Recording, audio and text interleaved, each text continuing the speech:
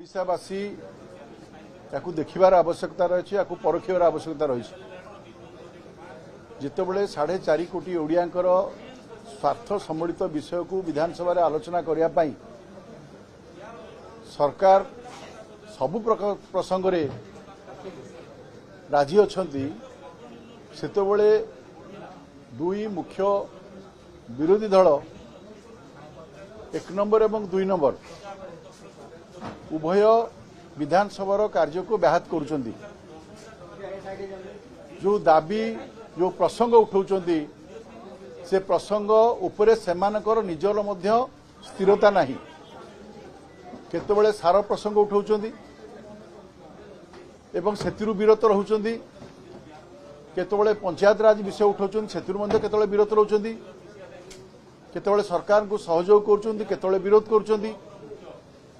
ये जो कौनसी प्रसंग रे स्थिरता नहीं सेतुरु ओडिशावासी अनुभव करिवा दरकार जे मुख्य विरोधी दल हिसाब रे ओडिशावासी हित चाहूचंती ना हित चाहूनांती।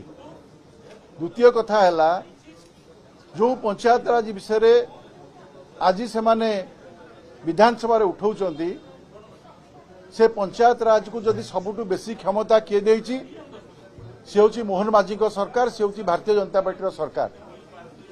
आपण माने समस्ते जानिथिबे जे विगत सरकार रे समस्त व्यवस्था को पंगु करिकी केवल जणे मात्र व्यक्ति समग्र ओडिशार समस्या को संग्रह कले बुली बुली एवं सेतिरे सरपंचकर क्षमता मध्य व्याहत हैला, निर्वाचित समिति सभ्यकर क्षमता व्याहत हैला, जिला परिषद क्षमता व्याहत हैला, विधायक एवं सांसद एवं मंत्री मानकर क्षमता मध्य व्याहत हैला।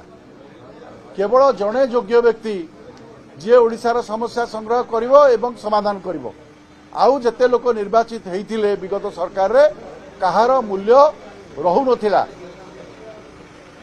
जहा प्रसंग आलोचना हबा पई अछि मु ता उपरे कहबा को चाहूची जे गत सरकार रे कोठारू नवीन ओडिशा मो ओडिशार प्रोजेक्ट आसुथिला पल्ली सभा रे ग्राम सभा रे ग्रामवासी दस्खत रे सरपंच को दस्खत रे विधायक बा मंत्री को दस्खत रे ये कथा प्रथमे गत सरकार रो मुखपात्र माने प्रकाश करिया दरकार।